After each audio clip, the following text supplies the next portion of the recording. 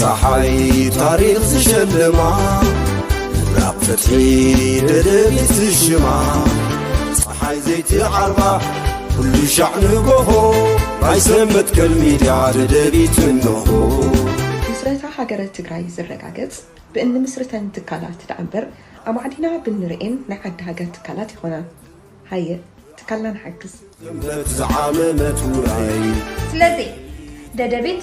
ክትዕንበብን ክትዓቢን ሽርሕል ፀላትና ክፅንምትን ደደቢት ንሓግዝ ኣባላት ደደቢት ንኹን ደደቢት ሚድያና ልሳን ህዝብና ደደቢት ቲቪ ብዓወት ክኽምበት ዝዓመመት ውራይ ደደቢት ሚድያና ሚድያ ህዝቢ ትግራይ ደደቢት ሚድያ ህዝቢ ትግራይ ደደቢት ሚድያ ህዝቢ ትግራይ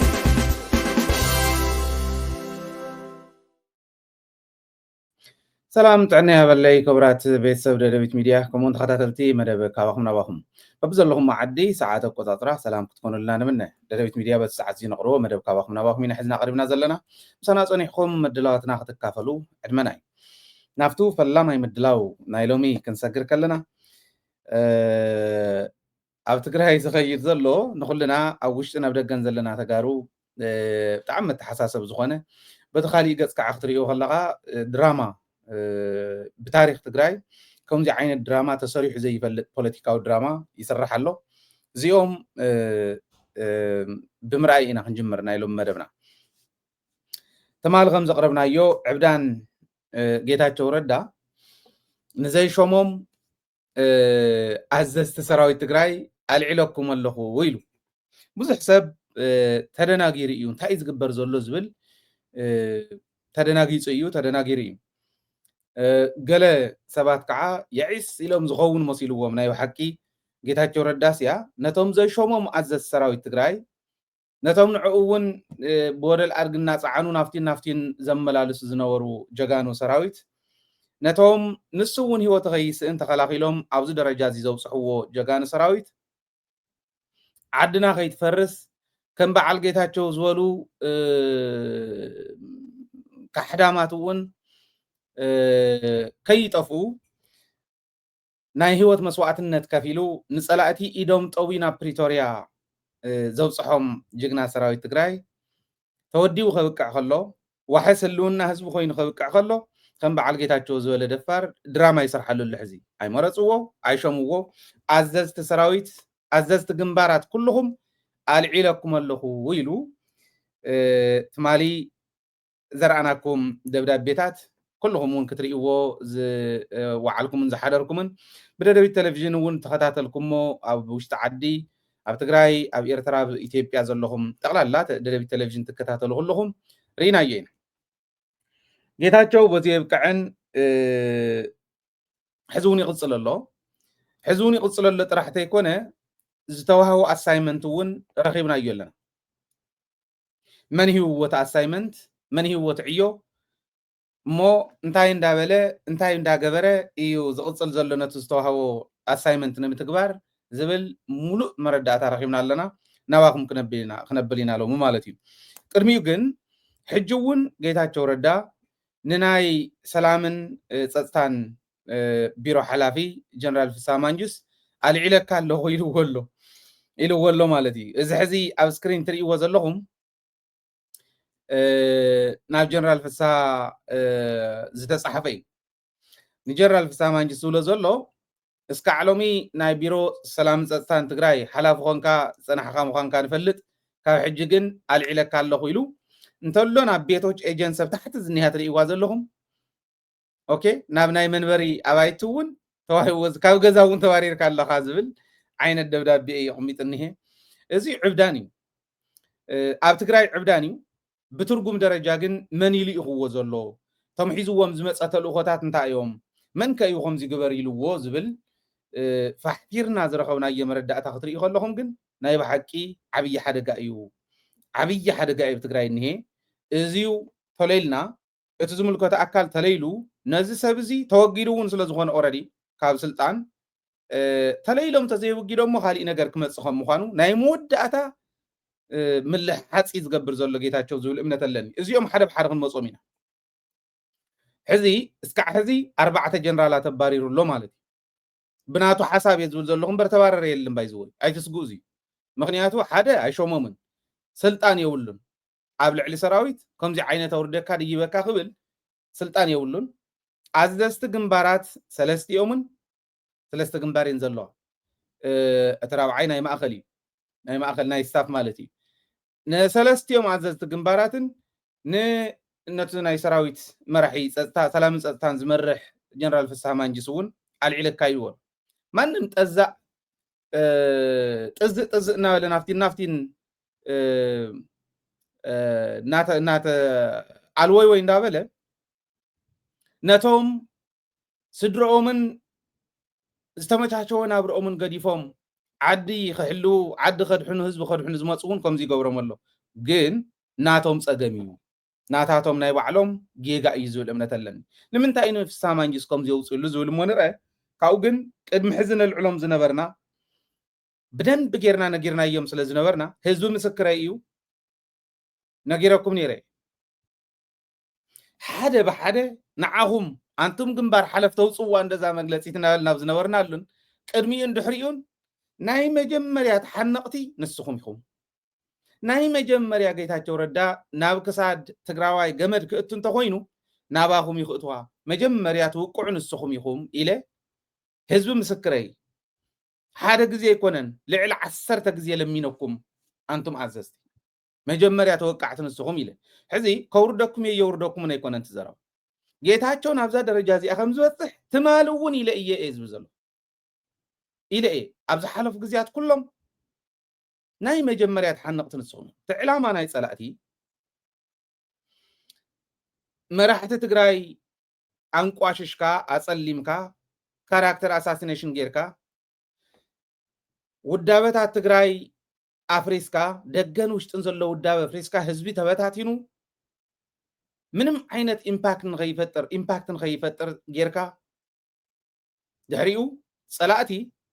ቦቶም ሕዚ የውሪድናኩም መደይብናኩም ዝብሉ ዘለው ባምቡላታት ተጠቂሞም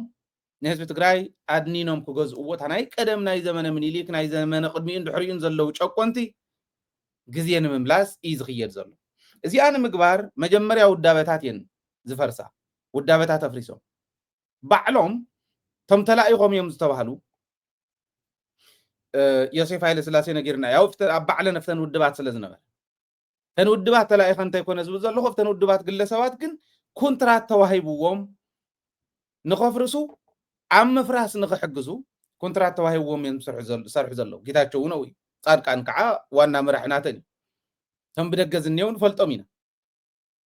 እዚ ተዋሂብዎም ክኸዱ ከለው መጀመርያ ታገይሮም ውዳበ ናይ ትግራይ እምኮቕዑ ጀሚሮም ኣስተውዕል ሕዝውን ሕጂ እውን ዝብለን ዘለኹ ሓደ ክልተ እንዳበልኩም ሓዝውን ኣብ ስምዒት ዘለዎ ክብል ክእል እዩ ንሃይለ ዝፀልእ እውን ሆ ክብል ክእል እዩ ሪጋርድለስ ግን ኣብ መሬት ዘሎ እየ ዝነግረካ ዘለኹ ፅዋሕን ሓቢርና ኢና ንኸፍላ ተዋጋ ስለዚ ውዳበታት ትግራይ ክፈርሳ ኣለዎን ኢሎም ብሕወሓት ጀሚሮም ሕወሓት ከፍርሱ ካፍታ መጀመርያ ናይ ሕወሓት ስዒራ ማለት ደርጊ ስዒራ ይወደግ ብዝብል ሽም ደርጊ ስዒሮም ኣዲስ ኣበባ ካብ ዝኣተውላ ተጀሚሩ ዝተጀመረ ሰልፍን ፀለመን እስካዕ ዝዓለት እዚኣ እኒሃ መሰረት ኣብ ህዝቢ ስለ ዝኾነ እምበር ሕወሓት ንምፍራስ ኣውዮም ጀሚሮም ተስታውሱ ኢኹም ተጋደልቲ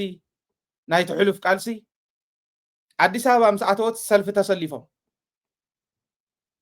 ሽዑ ኮይ ጉንበት ወርሒ ማለት 83 ተሰሊፎም ስልጣን ኩሉ ሕወሓት ሒዛቶ ናይ ትግራይ የበላይነት ጋዜጣታት ሽዑ ፀረ ትግራይ ካሊእ ተሪፍ ቤተ ክህነት ማርያም ኣዲስ ኣበባ ዘላ ማርያምሲ ዝኾነ ቀይሕ ዝኾነ ገለመለታት ኣብ ጉልላት ሰቂሎም እንታይ ዳ እዩ እንተተባሃለስ ማርያምስ ክስደድ እየ ትብለላ ወይ ናፍታ ዝመፅዋ ጫካ ይመለሱ ወይ ከዓ ክስደድ እየ ትብል ዘላ እዚ ሕዚ ናይ ደናቁር እንዲ ዝመስል ደናቁር መሲሎም እግሪ ዝልሕሱ መሲሎም ወሻሽም ኮይኖም ጸሓፍቲ ኮይኖም ተላኣኽቲ ኮይኖም ኣብ ኩሉ ቦታ ኣትዮም ትግራዋይና ፋሕተሩ ሓንካሾም ሒዞም ናፍረሱና እዮም ፀኒሖም ሽዑ እዮም ጀሚሮም የዝብዘ ተሎት ቤተ ክህነት ማርያም ክትስደድ እያ እንተዘይተመሊስኩም ናፍታ ዝነበርኩም ኢሎም ሽዑ ሕዚ ታይም ክገብሩ ደልዮም ኢልካ ይተሓሰበን ላ ናይ ደንቆሮ ስራሕ ማርያም ክትስደድ እየ ትብል ማርያም ኣብዙ የላን ሰው ኢልኩም ታይም ዝብሉ ዘለው ኢሎም ይመሓሊፎም ግን ሽዑ እዮም ጀሚሮም ዋላ ሕጂ እውን ከምኡ እንዳገበሩ እዮም ዝኮኑ ዘሎ ድሕሪኡ ኣብዚ ቀረባ እዋን ዝረኣናዮ እንተሎ ናይ ትግራይ ውዳበታት ኢና ዝብሉ ፓርቲ ኣመራርሓ ኢና ዝብሉ ኣብ 50 ዓመት ዝነበራ ውዳበታት ህወሓት ትጥቀመለን ዝነበራ ይፍረሳ መነመን ማተሰኣ ትፍረስ ቲዲኤ ትፍረስ ከምዚ ትፍረስ ንኩሉ ውዳበታት ክወቅዕ ጀሚሮም ድሕሪኡ ግለሰባት ካራክተር አሳሲኔሽን እንዳገበሩ ካብተን ውዳበታት ከልቅቁ ጀሚሮም በዓል ዓለም ናይ ሰለባታት እዮም ማተሰኣ ናይ ሰለባ ነይራ ድሕሪኡ ድሕሪ ለን ተጣየሻ ከም በዓል ደደቢት እውን እስካዕ ዕለት እዚኣ ደናቁር ሕልና ዘይብሎም ተጋሩ እውን እንተይተረፈ ኣትዮም መውዚ ቶም ሕልና ዘይብሎም መውዚ ኣትዮም ደደቢት ምፍራስ ኩሉ ተፃዊቶም ጌታቸው ዝፈልጦ በዓል ክንደያ በዓል ከዛዕምዛዕ ዝበሃሉ ሓሲቦም ሓንቲ ሽንጥሮ ተሳግር ፍልጠት ዘይብሎም በቲኣን ከመይ ተለጣጢፎም ከም ዝመፁ ንፈልጦም ዲስፕሊን ዘይብሎም ሰባት ደደቢት ምፍራስ እውን ተሻሙ እዮም ጀነራላት ከዓ ክመፅኹም እዮም ንፈርስ ኢና ዘለና ህወሓት ካብ ኣዲስ ኣበባ ንመቐለ ኣብ መቐለ ኮይና እውን ካብ ቶፕ ሓለፍቲ ናብ ምክትል ካብ ምክትል ናብ ዞባ ካብ ዞባ ናብ ወረዳ ናብ ህዝቢ የየ ኢሉ ሕዚ ርእሳ ክተቅንዕ ምስ ገበራ ብጉባኤ እንደገና ኣብ ልዕሊ እያ እንደገና ኣብ ደደቢት ድሕሪኡ ግን ክሕዝኹም እዮም ጀነራላት ክመፅኹም እዮም ንስኹም ኢኹም ጫፍ ብልሒ መኸተ ህዝቢ ትግራይ ጀነራላት ትግራይ እንተዘይጠፊኦም ጀነራላት ትግራይ እንተዘይሒዝና እንተዘይኣሲርናዮም ትግራይ ክንምክተ ይንኽእልን ምክንያቱ ትግራይ ከም ዘለዋ እንተሎ ታሪኻ ክንቀብራ ኢና ኢልና ኣቲና ክነብቅዕ ከለና መላፍንቲ ሒዝና ካልኦት ሃገራት ሒዝና ኣቲና ንኩልና ፋሕፋሕ ዘበለና ሓይሊ ስለ ዝኾነ እዮም ሰባት እዚኦም ክእረዩ ኣለዎም ኢሎም እዮም ዝኸዱ ዘለው ኢልና ፀጥ ወያይ ጀነራላት ታበጃኹም ውሳነኹም መውፅዋ ተግብርዋ ፀጥ በሉ ክትሪኢኹም ሓደ ብሓደ ከኣሪኹም እዮም ጌታቸው መሳሪሖም እዩ ጻድቃን መሳሪሖም እዩ ከምኡ ዝኒው በዓለ ሰፋ ብርሃ በዓል ግዛዕ ምዛዕ ዝበሃሉ ክሓድቲ ኩሎም መሳርሒ ፀላኢ እዮም ጊደፉ ኣርሙ ዋይልና እንብልና ኢልኩም ኣብዚ ወፂሕና ክትግበር ደይ ትግበርን ካሊእ ዘረባ እዩ ሕጂ ከንታይ ክትብሉ ኢኹም ከዓ ሕቶ እዩ ናይ መወዳእታ ግዜ ከም ዘለና ፈሊጥኩም ውሳነኹም እሩይ ብቁፅሪ ንእሽተለይ ጋፕ እውን ከይተርፋ ጌርኩም ውሳነኹም ውሳነ ህወሓት ውሳነ ትእምት ውሳነ ህዝባዊ ኮንፈረንስ ሙሉእ ብሙሉእ እሞ ከዓ ብህፁፅ እንተዘይተግቢርኩም እንታይ ክኽሰት እዩ ክነግረኩም እየ ምክንያቱ ናብ ከባቢ 10 ዝኾና ኣሳይመንት ተፈልየን ተዋሂቦንኦም ሒዘየን ኣለኹ እዚአ ክነግረኩም እየ ንምንታይ ግን እዮም ነፍስሃ ማንጅስ ንምንታይ ከም ፅሒፍሉ ጌታቸው ዝብል ግን ህዝቢ ክርድኦ ምእንታን ክነግረኩም ሕጂ እውን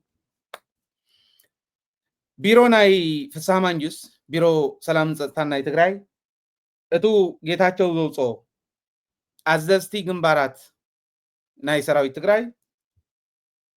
ኣልዒለኩም ኣለኹ ዝበሎም ጌጋ እዩ ሓደ ዘይሸምካዮም መልዓል ኣይከኣልን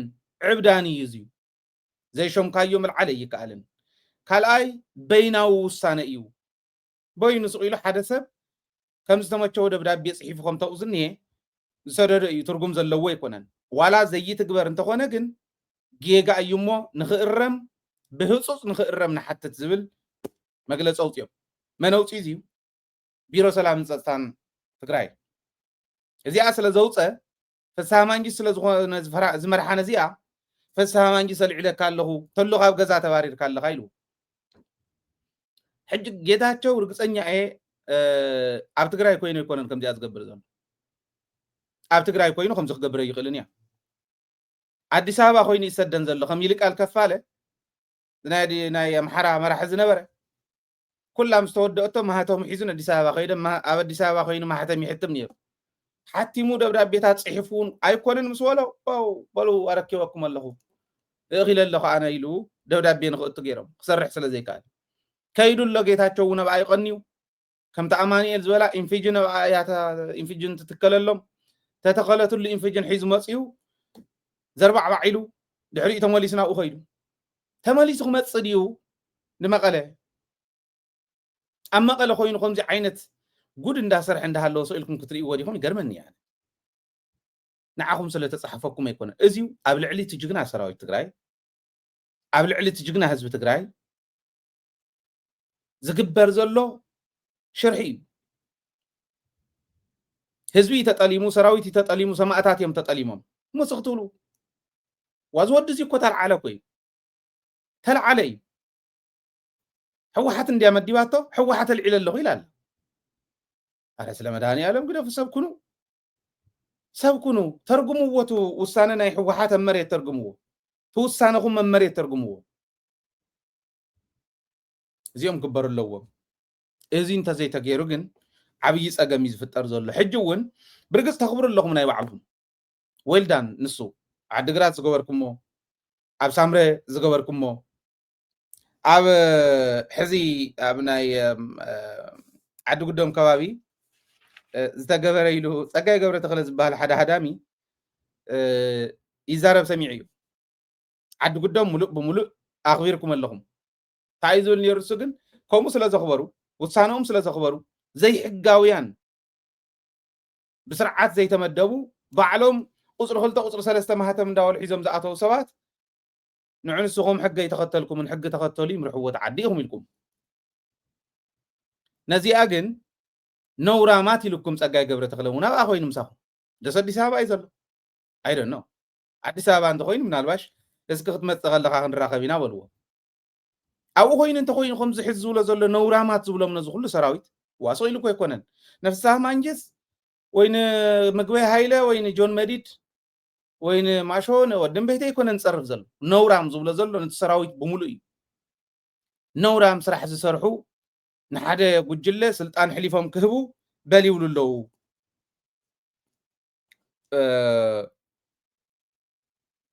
ከምዚ ኢሉ ስለዚ ንኩሉ ሰራዊት ትግራይ ነውራም ኢልዎ ኣሎ ማለት እዩ ሰራዊት እንዲ ዘኽብር ዘሎ ከምኡ ኢሉ ፀሪፉኩም ኣሎ ሰራዊት ትግራይ ናይ ህዝቢ ሰራዊት እስካዕ ዝኾነ ህዝቢ ትግራይ እውን ኣብኡ ተፀሪፉ ኣሎ ማለት እዩ ፀጋይ ገብረ ተክለ ማለት ከምቶም ጅግና ወላዲ ኣብ ዝሓለፈ ዝገልፅዎ ዝነበሩ ኣሽሓት ብረት ኣታሊሉ ንምልሻ ካፍቲን ንብልፅግና ዘረከበ እዩ ጀጋኑ ምልሻ እንደርታ ምልሻ ወጀራት ንፀጋይ ገብረ ተክለ ክሕዙ ተኣኻኺቦም ክኸዱ ከለዉ ንስክላም ሊጥና ኢሎም ከምዚ ዝሰርሑ ዝነበሩ ባንዳታት መዲቡ ጌታቸው ነውራማት የብለኩም ኣሎ ባይዘወይ ተቃል ጌታቸው እውን ተጠቂምዋ እዩ ነውራም ኢሉ ኣብቲ መግለፂኡ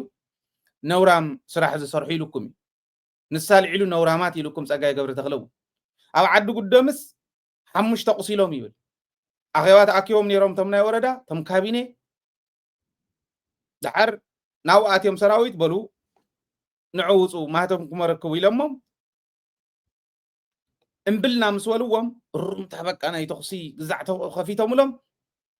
በቃ ከምዚ ወቂዖሞም ነውራማት ይብል ኣቁሲሎሞም 5 ይብል ፈሽላ ሓሳቡ በልዎ ተጋሩ እኮ እዮም ዞም ሰባት እዚኦም እንደውም ካብ ትግራዋይነት እውን ሓሊፉ ህልውና ትግራዋይነት ከይጠፍእ መንነት ትግራዋይ ከይጠፍእ ለይትን ቀትርን ብቁርን ብፀሓይ እናተፈራርቆም ዝሕልው እኮ እዮም ተጋሩ እኮ እዮም እዚኦም ሕልፊ ተጋሩ እሞ ባንዳ ብታሕቲ ኮይኑስ ነዚኦም ነቶም ሕጊ ዘኽብሩ ዘለው ምክሪ ቤት ዘይመረፆ ሕገ መንግስታዊ ስርዓትን ዘፍረሱ ብዘፍረሰ መንገዲ ዝኣተው ከኽብሩ ከለውስ ኣብ ክንዲ ሽልማት ኣብ ክንዲ ኒሻን ነውራም ተባሂሎም ክፅረፉ ከለዉ እሞቶም ዝፀረፉ ከፍ ክብሉ ከለዉ ከምኡ ዝበለ ባንዳ እንዳውቀልኩም ኢኹም ተሓዱ ሓዝዎም ነዚኦም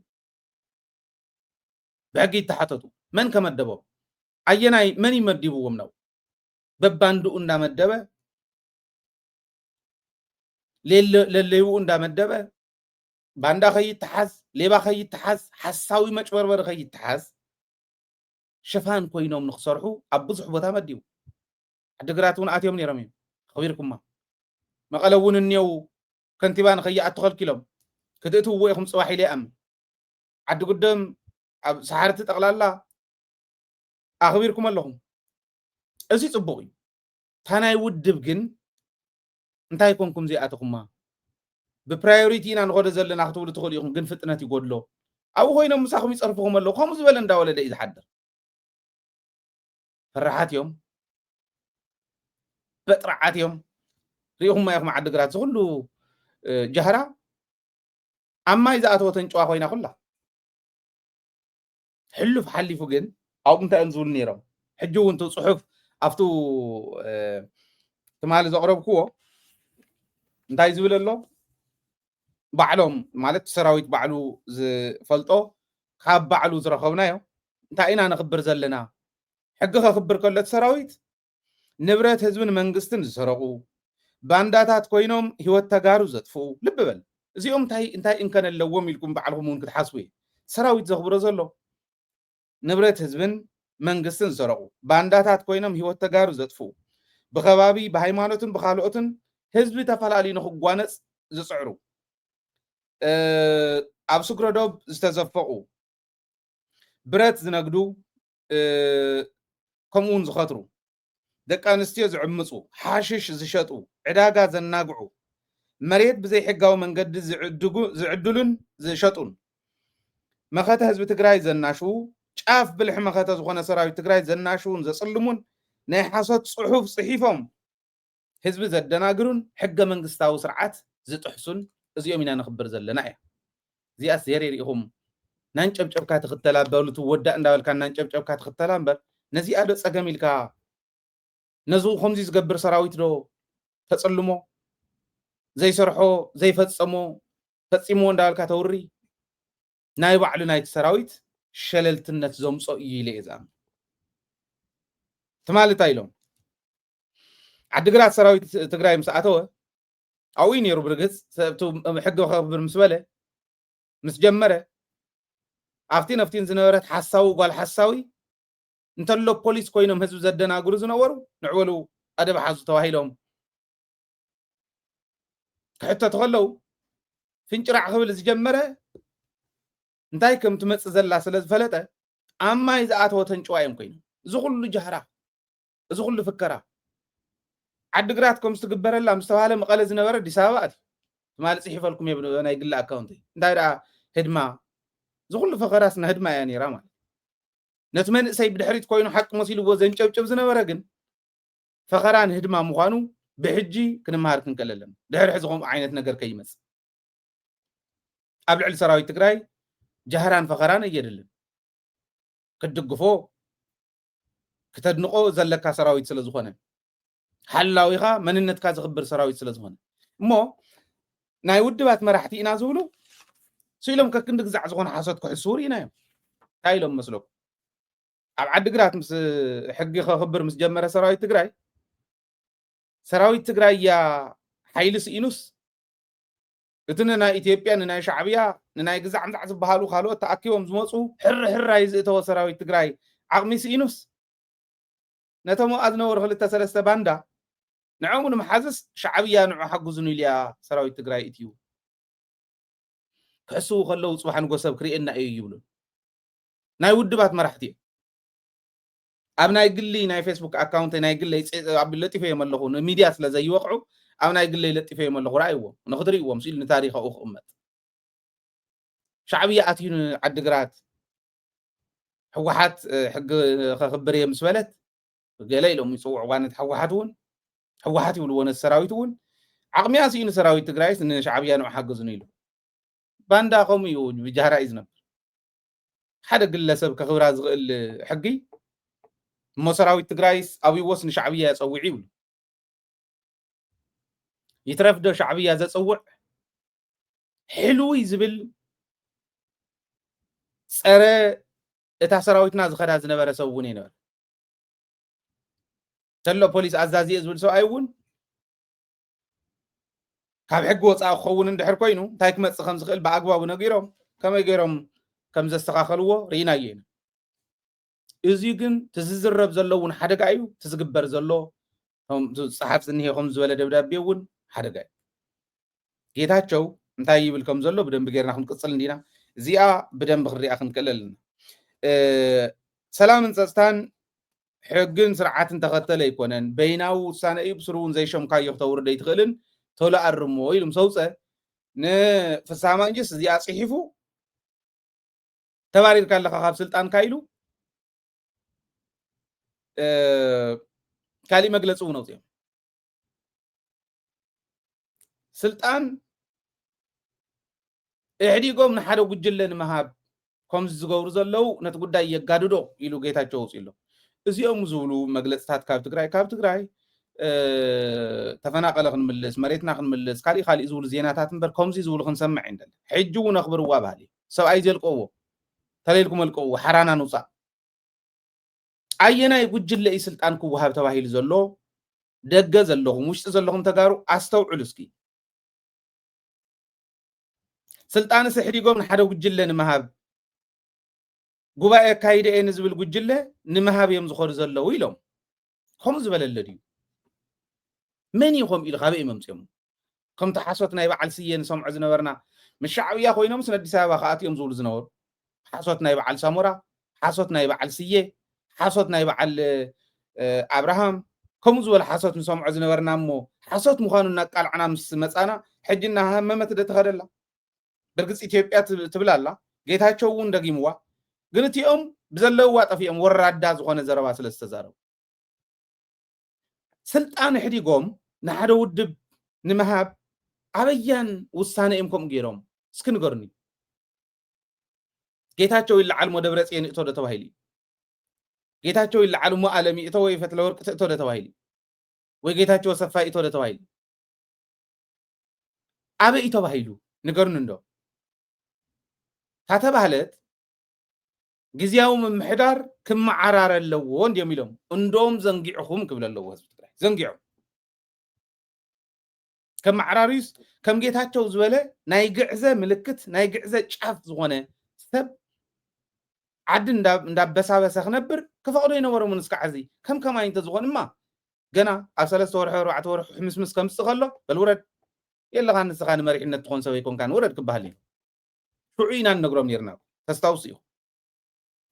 ጊዜያዊ ምምሕዳር ይመዓራረ ማለት አንትን ናብ ጊዜያዊ ምምሕዳር ዘዋፃኽን ብህዝባዊ ኮንፈረንስ ተወሲኑ ሰነድ ምስ ወፀ ናብ ጊዜያዊ ምምሕዳር ኣስተዋፅኦ ግበራ ዝተባሃልክን እሞ ዝተሳተፍክን ኩልኽን ዘዝወከልክን እንዳፀዋዕኽን ዝቕየር ቀይራ ዝቕፀለ ቅፅላ ማለት እንዲያታ መምዕራይ ልብ በል እዚኣ ማለት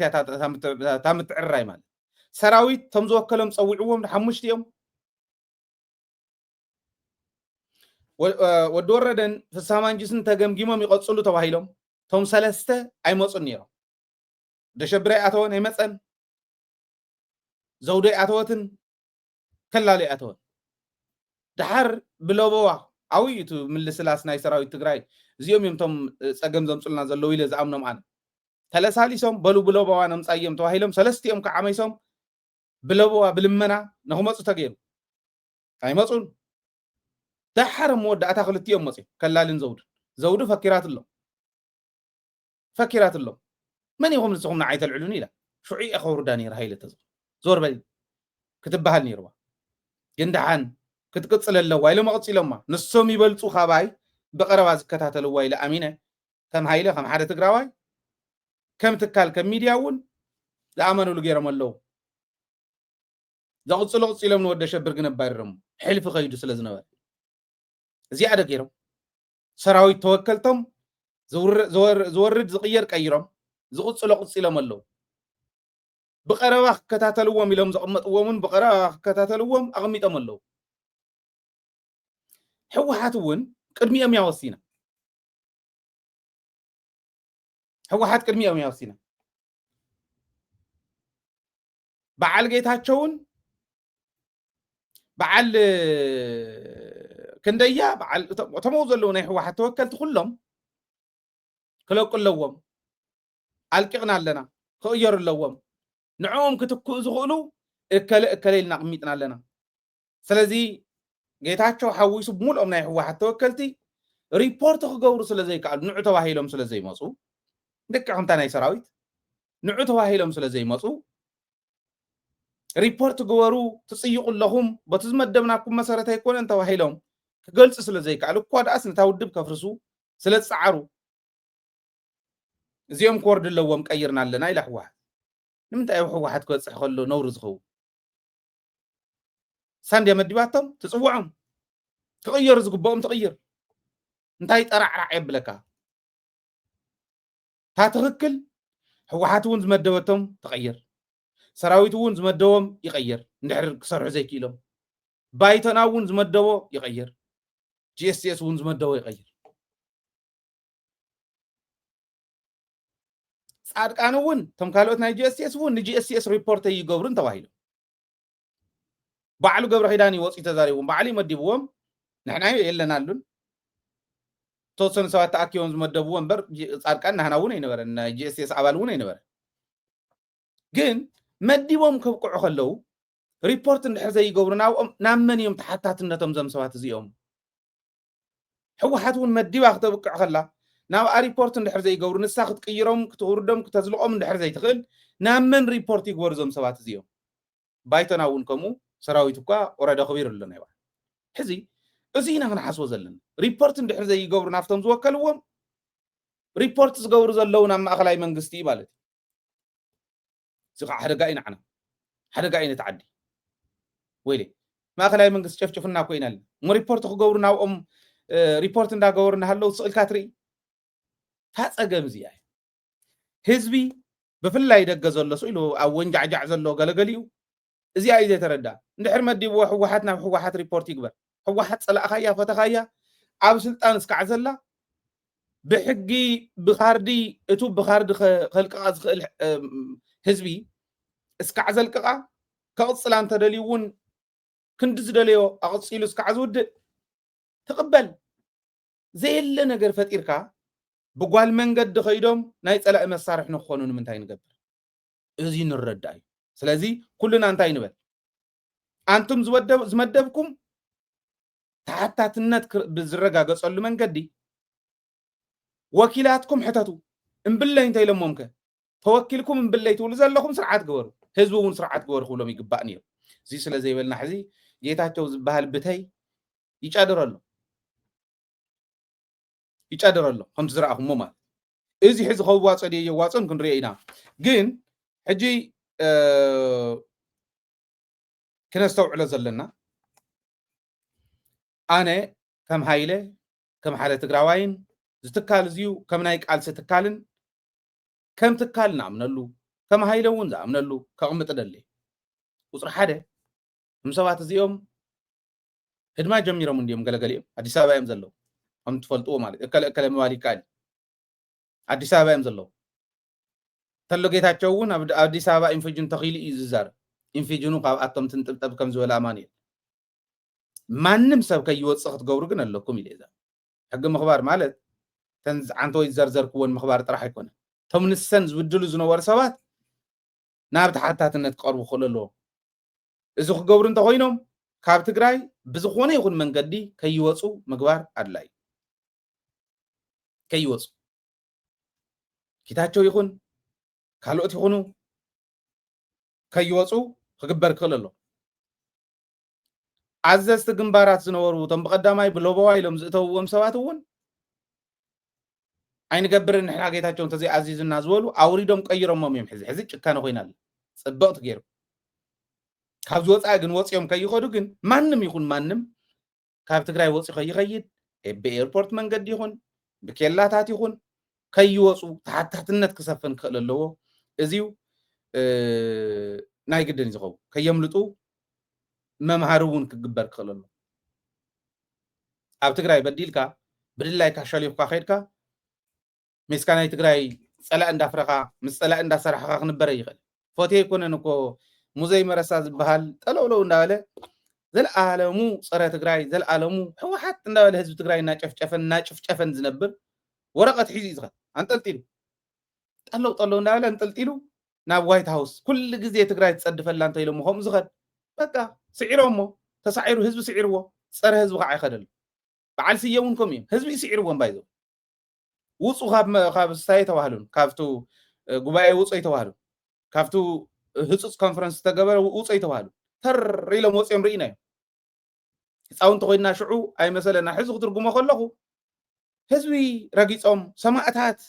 حدرا سماعتات بليعم يوم تري لهم وصي أين كاتعني لهم مال إزدي حزون تدقيمة أوكي نهنا ناي ماينوريتي حسب ناي جدن بحيل انت زي تتغوير خنوصينا زبل بوليتيكا رئينا يا أب وتادراوي أخواتاتهم رئينا رئيهم بعال جيتاتشو ماينوريتي كاب واحد كفت مأخلاي كوميتي سكع زبارو له غزي مال شحن قالنا بتاكلوا 14 سبات وصيهم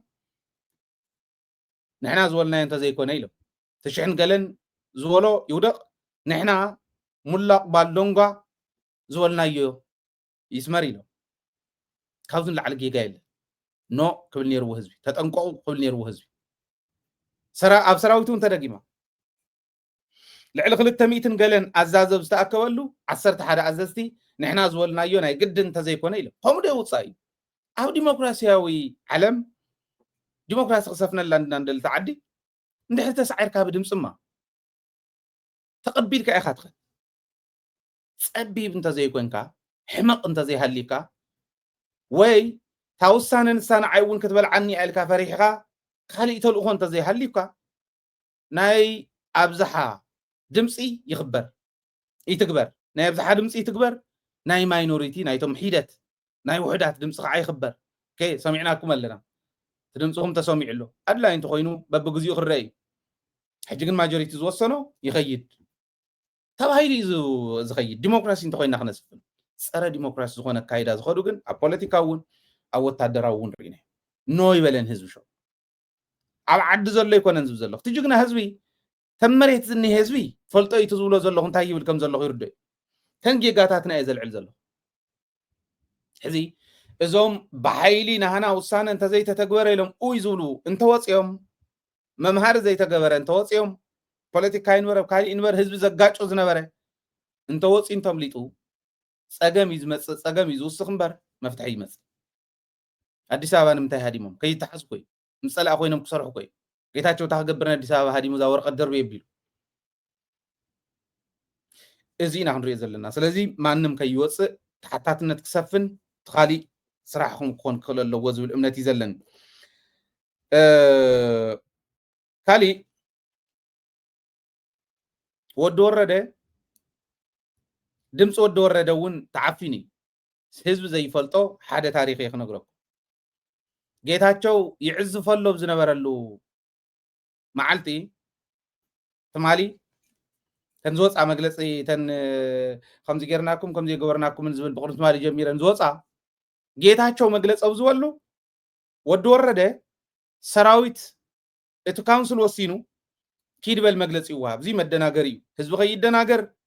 وساننا فصم ندحري زملس يكونن وساننا خنتكبرينا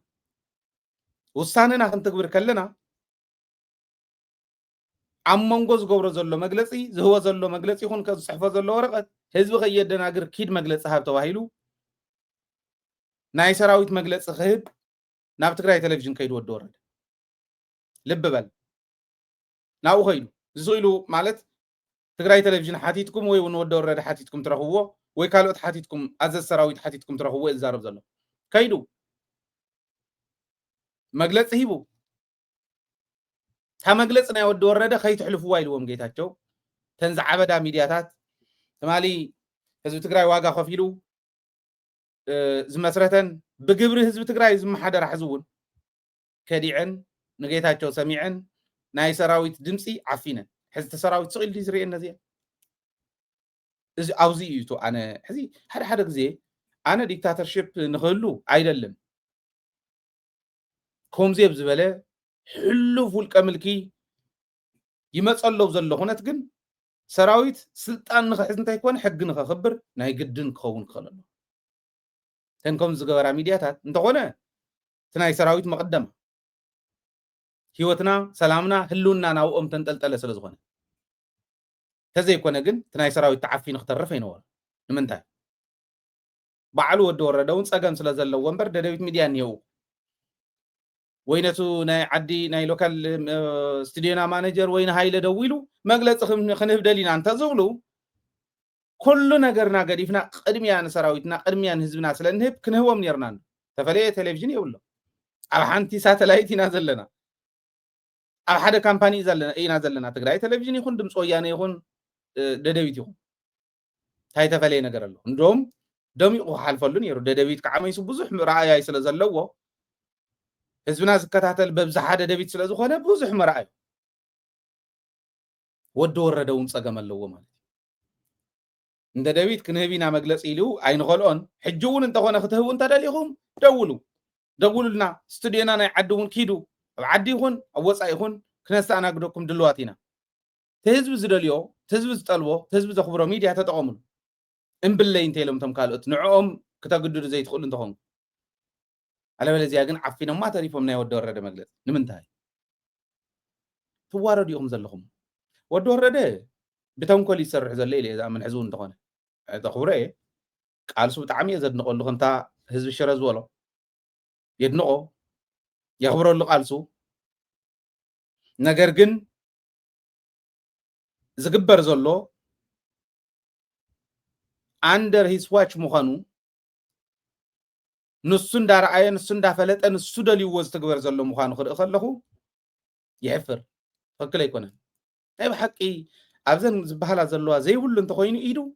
ወዲ ወረደ ኩላ ነገር ከኽብራ ይኽእል ዋዛ ፈዛዛ ግን ተንኮል እዩ ተናቢብካ ስራሕ እዩ ኢለ ዝኣምን ከምታት ማል እውን ዘቕረብኳ ናይት ማል ፕሮግራም ራእይዋ ንጆን መዲድ ናብ ህዝባዊ ኮንፈረንስ ዝሰደድዎ ንሳቶም ኣብስታይ ኮይኖም ተረኺባ ኣላ ንባዕሉ እውን ዓፊኖሞ ትግራይ ቴሌቭዥን ማለት ስለዚ ብኮማንድ ተወሲኑ ከም ዝኸደ ናይ ሓደ ሰዓት መግለጽ ከም ዝነበረ ፓራሌል ነይረን ምስታናይ ጌታቸው እታ ዋና ትሕዝቶ ናይታ ናይ ወዲ ወረደ መግለጺ እቲ ምትዕርራይ ክቕጽል እዩ ንድሕሪት ዝምለስ ምትዕርራይ የለን ትብል እሕልፍ ተባሂሉ እዚ ወዲ ወረደ ፈትዩዋ ድዩታ ምትራፋ ዘይሓለፈት ምትራፋ ምዕፋና ኣይፈልጥን ኣብኣ ኸይዱ መግለጺ ሂቡ ከም ተዓፈነት ግን ይፈልጥ እየ እዚ ጌጋ ጌርካ ወዲ ወረደ እዩ ዝብሎ ሕዛን ويحلفوا زي يحلفكم ما نعود عصري له خشن كرم نيري إنتهم كم أزجبروا ويد دبيت وننهي دبيت تلفزيون تعفي الناس اللي زخون الناس نعبوا الأكسس هاونا تفاهي له خطي يقون أدخل يهم حجوني بلا له عبزخون يكون وان قدمي عصراويتنا قدمي هزبناي سلازي إزي زي ولا له دلي وابع على زجبر أيها زي الإمنة يزلن تمالي كابيني صوعني رغا أديس أبابا تن زحليله إلو زو أمنلو أبستمولسلو كابيني صوعو كم زنبره ጌታቸው ዝገብሮ ዘሎ ከም ዘይቅጽል ፈሊጥሉ ከም ዘይቅጽል ፈሊጥሉ ታናይ ህወሓት ውሳነ ክትግበር እንዲያ ንሰራዊትና እንዳለሞና ይዝቀነና 4 ውሳነ ተግብር እንዲያ ናይ ባዕልኻ ውሳነ ተግብር ብሙሉእነት ብህጹጽ ናይ ህዝባዊ ኮንፈረንስ ብሙሉእነት ብህጹጽ ናይ ህወሓት ውሳነ ብሙሉእነት ብህጹጽ ናይ ትእምት ውሳነ ብሙሉእነት ብህጹጽ ተግብር ሰራዊት ትግራይ እንዲናል እዚን ክትግበራ ከለዋ ኣብ ኩለን ጌታቸው ንኽልዓል ክጠልባ እየ ምክንያቱ ሕምስምስ ዝመርሕ ዘሎ ሰብ ስለ ዝኾነ ሰራዊት ትግራይ እዚን እንዳኽበረ ክኸድ ከሎ ናይ መወዳእታ ጌታቸው ፀግዒ ክሓዝ ምባል ከም ዝኸውን ኣይጠራጠርን ንሱ እዩ እቲ ናይ ህወሓት ክኽበር ስለ ዘለዎ ህወሓት ሪፖርት ኣይገብርን ስለ ዝበልዋ ንዓ ከፍርሱ እኳ ዳስ ዝሰርሑ ስለ ዘለው ካብ ኣባልነት ተይተረፈ ዘባረረቶም ውክልና ህወሓት ሒዞም ክሕምሶ ይኽእሉ ክኽበር ኣሎ ሰራዊት ነዚ እንተገዲፍዎ ፀገም እዩ ዝኸውን ዓገብ እውን ክበሃል ክኽእል ኣሎ ስለዚ ንባዕሉ ከም ዘይቅፅል ፈሊጡ ኣሎ ጌታቸው ናይ መወዳእታ ምዃና እውን ተረዲኡ ኣሎ ዕብድብድ መናእሰይ የታሊሉ ዝዓሸወ ዘበለ ዋጋ ክኸፍል ሃተውተው ክብል ኣብታ ሃተውተው ውሽጢ መንእሰይ ዋጋ ክኸፍል ንሳቶም ኣዲስ ኣበባ ኮይኖም ብዋጋ ህይወት መንእሰይ ክቕልዱ ይተሓሳብ ዓሻ መንእሰይ ትግራይ የለን ኢለ ዝኣምን ኣይገብርዎን ኣብ መወዳእታ ዝበፅሐ ሰብ ዕብድብድ ክብል ከሎ ናብ ከምዚኡ ስኢሉ ኢዱ ዝእቱ ኣይህልወናን ዝብል እምነት ኣለና እዚዩ ከምኡ ኢሉ እንዳሃለወ ሰራዊት ትግራይ ንዒቆም ሕጂ እውን እንተኾነ ሕጂ ዘጽልሙ ዘለው ሰባት ስጉምቲ ተዘይተወሲድሎም ከዓ ዓብይ ሓደጋ እዩ ዝኸውን ዝብል እምነት ኣለኒ ሰራዊት ሕጊ ምኽባር ምስ ጀመረ ንሪኦ ዘለና ወጃዕጃዕ ናይቶም ተለኣኽቲ ይኹን ናይቶም ለኣኽቶም ዓብይ ማስረጃ እዩ ዓብይ መርትዖ እዩ ንዓና ህዝቢ ትግራይ ሰራዊትና ብኸምዚ ደረጃ እንድሕር ኣኽቢሩ ሕጊ ናበየናይ ፀፍሒ ክበፅሕ ከም ዝኽእል ርኢና የለን እቲ ዝደልዮ ክግበረሉ ከም ዝኽእል ሕጂ እውን ሰራዊትና ደጊፍና ክንከደልና እዩ ሓንቲ መሰጋገሪት ሙዚቃ ክጋብዘኩም እየ ቀድሚ ናፍቱ ሴራ ፀላእቲ ቱ ሸሊኹ ዝወፀ መረዳእታ ምኻድ ብጣዕሚ ወሳኒ እዩ እዚ ክትፈልጥዎ ኣለኩም እንታይ እዮም ተልእኮ ሒዞም መፅኦም በዓል ጌታቸው ዝብሉ እውን ብምሉእ ዘርኢ ስለ ዝኾነ ናብኡ ክንከድ ኢና እዚኣ ክጋብዘኩም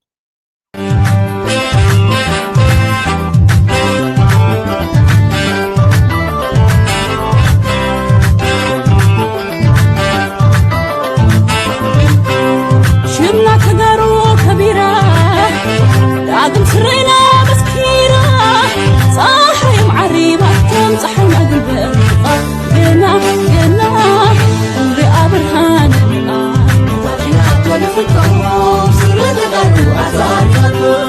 شمنا تقارو كبيرة داقم سرينا مسكيرة صاحي معريبة كم صحنا قلبي قنا قنا عمري أبرهان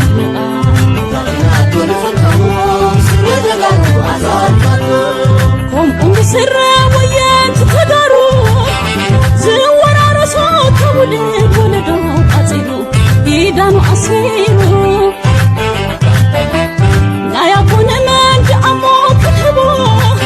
سلا زخونة تبروا يسعبو بحبو ميدا قبروبة بسنا خلق باكم تحوز وتصير قنيه سببا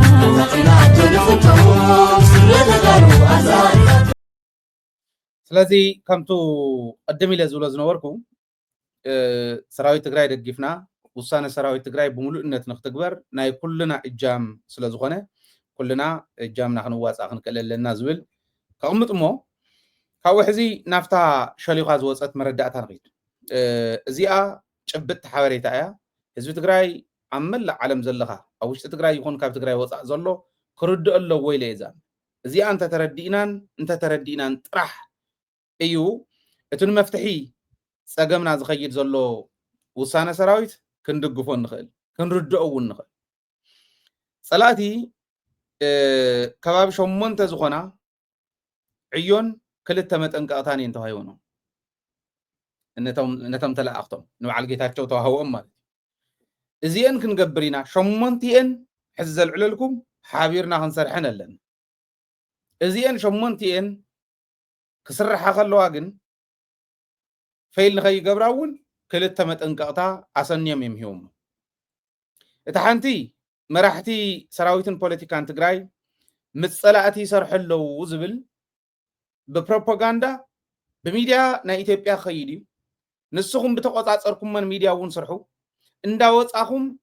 ዳይሬክትሊ and indirectly በቐጥታን ብተዘዋዋርን ክትዛረቡ ክትክእሉ ኣለኩም ስለዚ ህዝቢ ኢትዮጵያ ህዝቢ ዓለም ሕወሓት ዝበሃል ውድብ ሰራዊት ትግራይ ዝበሃል ሰራዊት ምስ ፀላእቲ ይሰርሑ ኣለዉ ዝብል ንስራሓሉ ዝብል ሓደ ኣሳይመንት ተዋሂቡ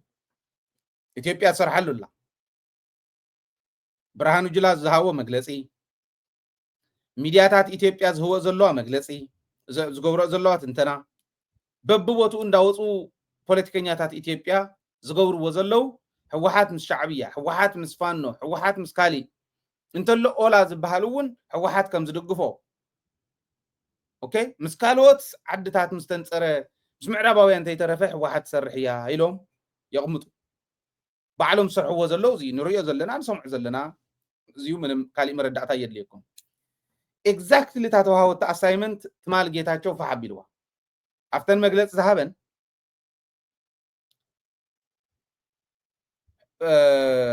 ሰራዊትን መራሕቲ ፖለቲካን ትግራይ ምስ ሻዕብያ ከም ዝሰርሑ ምስ ፋኖ ከም ዝሰርሑ ኦኬ ምስ ፀላእቲ ኢትዮጵያ ምስ ግብፂ እንተይተረፈ ከም ዝሰርሑ ቃል ብቃል ዝበለ ይዛረብ ዘሎ ምስ ሻዕብያ ምስ ፋኖ مس ግብጽ እውን ይሰርሑ እዮም ከምዚ ይበሃል ኢሉ ጌታቸው ባዕለል ኢሉ ጌታቸው ዘለዓለ ይዛረብ ዘሎ ቃል በቃል ዘለዓለ እዚኣ ተዋሃወት አሳይመንት አፍታ ዝበልክዋ ቁፅሪ ሓደ ተዋሃወት ብፕሮፓጋንዳ ደረጃ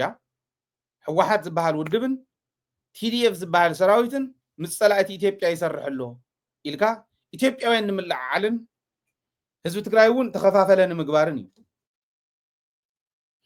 ዓሻ ትግራዋይ እንተሃልዩ ነዚ ሰሚዑ ይኸዲ ሓሳቡ በልዎን ጌታቸው እውን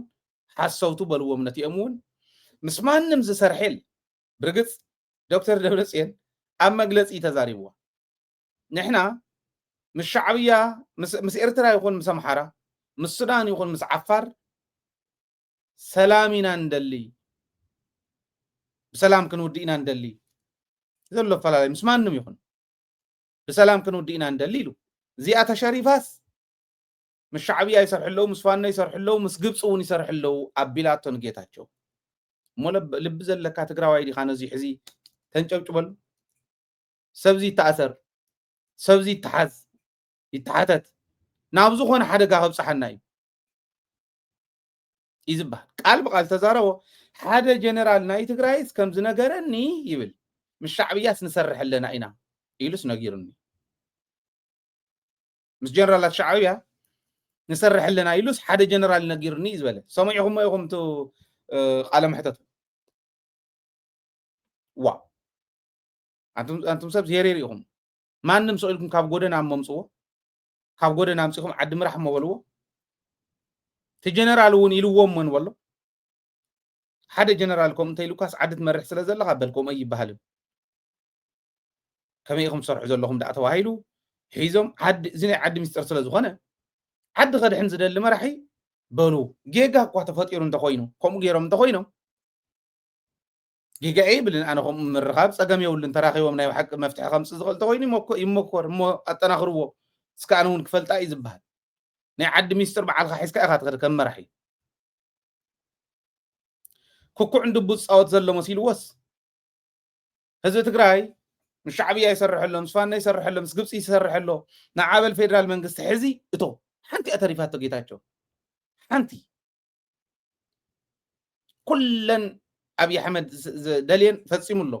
ናይ መወዳእታ ሕዚ ዝተረፈቶ ፌደራል መንግስቲ ሰራዊት ካሒዝካ እቶ ናብ ኢትዮጵያ ትብል ደብዳቤ እያ ተሪፋቶ ነዚኣ ዲኹም ፅበዩ ዘለኹም ገለገለ ሰባት ማለት እዩ መብዛሕትኡ ተረዲኡ ወይ ሕዚ ሸያጥ ዓዲ ምዃኑ ሰራዊት እውን ሸያጥ ዓዲ እዩ ካሕዳሚዩ ምስ ካሓቲ ምስ ጠላማት ኮይኑ ጠሊሙ ምስ ፀላእቲ ይሰርሕ ኣሎ ኢሉ እኮ ሰራዊት ኢዶ ውፅኡ 100% ናይ ክሕደት ሓይሊ ምዃኑ እኮ ናይ ጌታቸው ጉጅለ ናይ ፃድቃን ጉጅለ ኣሚጦም እዮም እሞዚ ዘይተረድኦ ሰብ ስኢሉ ዝኸድ እንተሃልዩ ይኸው ቃል ብቃል ተዛሪብዋል ቁፅሪ ሓደ ኣሳይመንቶ ማለት እዩ ካልኣይ እዚ ሕዚ ብፅሑፍ ደረጃ ዝመፀና እዩ ብፅሑፍ ደረጃ እዚአን እየን ተንተልእኾ ብልፅግና ዝለኣኾ እዚኣይና ልኢኽናዮ ኢሎም ዝገበርና ጌርና ክንዲ ማለት ብዝኸድናዮ መንገዲ ኸድና ውፅኢና ኢና ኣለና ቁፅሪ ሓደ ሰ ጌታቸው ይገብራሉ ቁፅሪ ክልተ ሻዕብያ ናይ ትግራይ ከባብታት ይቆፃፀር ስለ ዘሎ ተቆፃፂሩ ፀኒሑ እዩ ይቆፃፀር እውን ስለ ዘሎ እዚ ህዝቢ ትግራይ ኣሚኑ ሻዕብያ መነዳኑ መሬት ትግራይ ክቆፃፀር ኢሉ ኣብ ልዕሊ ሻዕብያ ፀረ ሻዕብያ ንክኸይድ ህዝቢ ትግራይ ክንገብር ክንክእል ኣለና እዩ እዚኣ እውን ኢልዋ ጌታቸው ሕዚ ዲ ተራእይዎ ሻዕብያ ይኹን ኣምሓራ መሬት ትግራይ ካብ ዝሕዙ እኮ ፀኒሖም ውፁ ካብ ዝበሃሉ ፕሪቶሪያ ካብ ዝፍረም እኳስ ዓመታት ሕሊፉ ሕዚ ዲ ተራእይዎ ጌታቸው ታተልእኾ እያ ታተዋህወቶ ኣምሓራ ሒዝዎ ዘሎ መሬት እንተይመለሱ ሻዕብያ ሒዝልኩም ዘለኹ ነምልሰልኩም ኢና ክብሉ ከለዉ ክንኣምኖም ዲ ትማሉ እኮ ሻዕብያ ሒዝዎ ዘሎ ንዑ ወለምልሱልና ምስ ተባሃለ ተወከልቲ ኢሎም ከካብ ካምፑ በቃ እዚኦም ዝፀገሞም እዮም እሞ ወወ ክብሉለ እዮም ከንጭብጭብለ ኢሉ ዝወሰዶም ኣብይ ኣሕመድ ምስ ጌታቸው ተዘራሪቡ መሬት ናምልስዎ ኢሎም መሬት ናምልስዎ ጥራሕ እንተይኮነ ንዓና እውን ምለሱና ምስ መንግስትና ምስ ሰራዊትና ምለሱና ኢሉ ህዝቢ ከመይ ዝበለ ጅግና ህዝቢ ተፈናቀልቲ ኢሎም ካብ መፅለሊ ናይ ቸንዳ ናይ ዩኤን ኣርዮም እዮም ወሲዶሞ ጀጋኒ እዮም ግን ተን ወላዲት ዝዛረብኦ ዝነበራ ሰሚዕኹም ኢኹም ኣብዚኡ ነቕሪብና እየ ناي أورميا معبالة خرؤية وسيدومنا أو جن قال زعتولنا صباحت ملا سيخم يلناني ربيد على زملسنا مسراويتنا مس منقستنا ملسنا أين لنايو مس محدارنا ملسنا أين لنايو عبيل على زملسنا إلين حتيتا أو عد مس مسا حزي مريت شعبية حزب ولا موصو ومستوهله كوعل الجرس وصع حزن تخوينو كوميتي خط أي شيء يلنا كم زول قلدو كيلن أو علينا دراما صرح خلو تم أكترات أو وشتنا زلو وحيلاتات نتم وحيلاتات نانچبچب زوسدوم زلو منچبچب ليباي حد ليبا بتحق مخبار حزوا زلو سراويت انت تتحيزو كنوصينا خابز ازينا خنرد زلنا لذي لب انتحليوم شعبيا وني وصخان مريتنا خالي نجر انتي مصا يوصو نحاتكم مريتكم حسكم زلهم تقونا حدا هاجر يكون نيرو تزي كون جن مريت انداماتكم حسكم تزمص زلو صقم كيمص انت خوينو متحساب كل انت خوينو متحللاي بسلام كودا انت خوينو تزفصمكم موقفعون كميك كحسكم زلو وزب تግራይ مزراب كقال انت خوينو وصو خان مريت تግራይ وصو الجرسي كبر تتواهيلو ونعيلكم مراحة تግራይ نسخو من زلهمو عبيت عد تግራይን عبيت عد إرتران زلوو يتقرر كاوصو مزاربي متاللي مدناجر تግራዋይ كيخون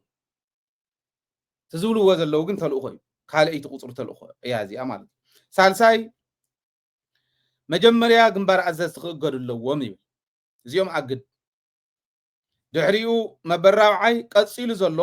ተዘርዚሮም ዘለውሎ ግንባር አዘዝ ማለት ተም ሰለስቲኦም ተአገዱ ማለት እዩ ካሊ ይውልን ካሊ ግንባር ይብልና ታውናይ ስታፊ ተራውዓይ ግንባር ሰለስቲኦም ግንባር አዘዝ ግን ተአጊዶም ቀጽሉ ንፍሳማ እንጂሱን አጊድዎ ናይ ሰላም ጸጥታን መራሒ ታዲያ ኮይኑ ወደ ወረደ ዘይ አገዱ نود هرد زي أجر مالت يسرح يتأجر يكون نزوج زلوا تورقتس حنت ورقة زي موسخة حمشيتي سيلو مخسار ورقة مخسرة عزف زف موال زي ترفون قبل علو الدور ردون مع عزفة ممر أنا يوم وريد كان لخاخ سراويت عزاز أنا كوماندر إنشف مبلة كم زولة صقوب بتي رينا ينفلت أنا جيت هاتشوزري أخمو صحف كله ورقة تسدد كله تفنديو قبل عليه بخشين كله يزري كم زولة والرادة حفرته زي إكب نقول مشاتن كثرن تفل على يسب كمي مركينو دي صحيفه ويفلتن كم زولة عبدان يلا زي شوم كايو عزاز سراويتس نعورد من حالافنتي وكا سيلو بزي معالو حمزة قزق زبل سب أو مصنحهم أو نخصنح مقبارهم حوحات القول يلعل اللو خطبر كلا زي العالم زمصو صقن ازيلو العلوم غيروال بمولا عند غيروان سكع حزب لنزل الله سكع سلسته رابعي دحرنا يجنبار عززتي وانا مستونا يجنبار عززتي تنايبهم صرح زلو ملعل ابنت خلعوا لكم ينبر كلهم زرزيري ودوم بمولا امتم جنبار عززتي اي من دناي ارما عززتي وريدي لمو ناي كور عززتي زلو كابزياتهم الى حدا سلسته زخونو اربعه زخونو خلعوا لكم دونكوليو جنرال دونكول جنرال زنبه جنرال هنصا جنرال ولد جيورغيس كمزيهم زمسلو ملعل رابعي زلي حز قصيلن زمصا خطريون نيشتن معلت انت يومن جيتاچو ابزم حز زولكومون صحف كصحفي ابزم حز زولكوم طرحت يكونس يوم ابنت يلعله اب جنبار از ابناي ارما ازستن بارما ازست درجه زلو بعل جبره ناو كور عززتون بعد حوس قبره ورديلو كم زولو جاغانو نقولهم كصحف لهم the next steps تو هاونسي حمشاي شعبيان إثيوبيان اب إرتران مونغو إرتران إثيوبيان زغبر زلو زمص زلو غونص اني هيو بقى إثيوبيان إرتران كينات كغبراين زبل سبكت تسبكم مو توايلو زي عينت مفرارح تغبروا لمو درونات كحلفاين اير كحلفاين كنقصاصرو ينخل نحنا صيلنا نحلفن زبل ايدو ذهبه حزبي ايدو ذهبه سراويت كتهانصوت كل لكم توهيلو قال بقال جيتاچو يلوا لوكتيس درون الله سمعه انس مالت ناي قدم باذنك سمعه ولا تبالك تمال نفاريت سمعني رب فرق ليت كوابي طعم تحت زور دمسل دمس عيال دمس سمعني كو دقوس يزلز نورفي داي خليك زيون حلف له حرق أوري خامس بس سلمات نايمنياك تولي يدخل بقدر غير نايمنيات بلده تاز دخل قالوا ديو اسيتس متفنا انت اللي مونغو إيرتران إثيوبيان هاي بتقراي حليفس بعفارش كيك خد زين وجس درون كل يخلين نحرد بساعة سيد دم هنا إيرترا سود نقدر تليوم ياو تقراي تمسح فتنا تل أنا تقرايس ناي أبزو جونس زي ملكتات بزرق له هنا تاد فتنا تل أنا أبزو قداي زين أتلنا نتقراي تارجت جوارا من قصاص تليو جن جيجا أيو ببريتوريا مسارتون تقبلنا تقول نمقلة تارجت جوارا نايدرون من قصاص كله يخل سواء بس درجة مشتر كافلناون كرم حتيته تجاورو جن يجر منني نتقراي تارجت جوارا جن بتسمع مسارات أي جبرن دوكنا بالكون أسمعنا هوستايل زخونة نايت قعت مثل نجارات كيهلو نيرتراز حلف درون تليجن تفلورتنا صبويو هزبناون كجنا يقولون بزخونة هم من قد زين كلاهلهم نجارات كله كم زخونة جن مردات صبويو بريتوريا على وجن بزخونة هم من قد تقراي تارجت جوارا نايدرون من قصاص كل يزب لمن ثيولين تمرقت بقى مالت لب نزلوا بوليتيكا نزردو كل شيء بقى وإثيوبيا بحاتي تاكويا شرة عدقرات مقلن دروناتنا خلا علالو أيراتنا خلا علالو نقبر إلهم حتى سراويت بالليل تايلو إيش نحنا زمناو قصل نغزغونا نقبر بدرونن بأيرن سلزغونا كنواقع شرة عدقرات المقلن درونات أيرات كل علالو فقدوا لنا إلى محاتيتهم زيهم يلمو تاي مالتي زيو تقراي كابجاف نابجاف تاتريف هذا اللحزي تقراي كابجاف نابجاف شعبية زلو خاب عرب زمصو خاب قبص زمصو خاب راشا زمصو أصوار قبل على تقراي أملا تقراي مالتي رايو معراب محروحي زمولو سمين معراب جميرو أقلع الله ناي تقراي سكعدو كم زلوا ناي شعبية قم باللاتات كعرفو كاوزي اللي على شعبية ما جم كاب تقراي زل على الدرون تهليو كاب تقراي زل على تقوس مدفع تهليو كملسيو زعقمو نابي كملس نفتات العادة الله زيست أتوكنا بلين خلين وزي حلف أنت نجرنا صبوا أنت زي نجرنا جن زحلف أنت هلي تتوكنا بلين خلين نبلبا نبلينا أتونا بلينا simple شعبيان إثيوبيان إيرتران إثيوبيان دنزقت ما زلوا يتحنا خوتها ندحر دلي تونا سلام يزدلي تدلي هم جن تحنا خوتو نحنا خد شعبيا قبل على تقراي يتوكسن يترفدو إثيوبيا ناتوكسات اللومو تقراين إثيوبيان كوينن كور أنت كوينن مالت تقراين تتوكسوا صحيح تبلي سلازي قبل على إثيوبيا تقراي تدريبا يترف مو تقراي بينا إثيوبيا صد كبلية أين أكو من نبرتكم مملس أنت تبل مش عبيات حديث بالله أنت زول مو تقراين إيرتران تزقت ما يلان إيرترا أي يقولون نتسراوي تقراي زي فلت يوم شعبية قال أي تعدي لبا ما تعبي تعدل له وزغل تشفشف ناس أنت تنكو يمنا تسكع حزب صلوا زي حويل قصلوا زي حويل زي الساق زل حزبي عندنا أنت تونك يومه و مسألة ناي سلاقي حسكاب كوي خيّدي بعلمه ميرمنا أي جورو وان شعبية سلازي مرداء مقباري كاري مس إثيوبيا زلكم دلايكم جور تغونا بسلام ودو مخنياتو نعنا وني قد أن سبيل أوت زجبر خي مسر زفسس زجنفل خي مسر هزاي كوي نجن ناب تقرأي تبهالت أيت كي تتوكسو دمبر ناي تقرأي ناي إرتران تجارون إرتراويان يحلوه كافت زلهم موت ما كان مريت نوت وعلى الجرس لما تكبر مريت وريدنا خن جورا زلنا أنت خوينون سلام مسرخبنا كلنا نقبرو تابوتا كن حبيرنا نحلوا بمكبار نوارا خي تكوس نواق مين تكوس زي على إثيوبيا إيرتران تدليهم بزد الله يوم كفيت اللو دينهن مقدما يكم زنقركم بمعراب قليل من قد خفيت اللي شعبية سراويت إثيوبيا تقول له سراويت يتكز زبز بهالني شعبية يززو دمك أزود من الشعبية سرح سلزوان ولا خندد الله يمس أبي حمد يتعال له دمك أزودو من الشعبية يسرح سيززو عاوز اللونا شعبية ما راح تنمن مخارم من فلطمينا بقى جيرم بقندر جيرم قاشنا أنت وصيحة دي سبعة قطعات جيرم مالتي قاشنا كم يكرتكال مخانات فلطوه بعفار جيرو خاطر زغلون بعفار زلص بجنبار بوريس سراويت إيرترادين سراويت إثيوبيا يزبلص نممكات أنتم طبيبان ناي وتادراو ساينس فلطوه تግራይ ملأ تግራይ نمحس اندوم مريتنا معراب تግራይ نمملاس غزي نركب نحنا اي قبروان شعبيه اي قبروان من رجع انت تغير سلاز هنا ترفاين خيل انت يكونس كنا ترفاين ندلن بل احنا كن كنا ترفاين ندلينا ادلا انت خوينو الشعبيه ون مرجع نقبر ندلينا ايش تي سلطان دمو ما يترخب اي مترخبتن كنا ريقكم كم يكسرح خمس خيل مريتنا زورره نبرتنا زوسده زጨፍጨፈና مخان شعبيه رسعنا يكون زغور وخن قبر الكاغن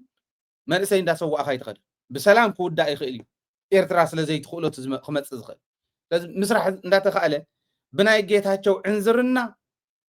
عدي واغا نختكفل ኢና نخد ዘለና እዚው ነስተውዕል ሰራዊት ትግራይ እዩ ዘሎ ዕጡቅ ሰራዊት ኣለና بكل دلو ዝኾነ ሰራዊት ኣለና ተንዝ ጎደልኦ ዝበሃላ ድሕሪ ሕዝውን ታይ ጎዲልዎ ነይሩ ናይ ድሮን ውግእ እንዲም ዝሉ ዘለው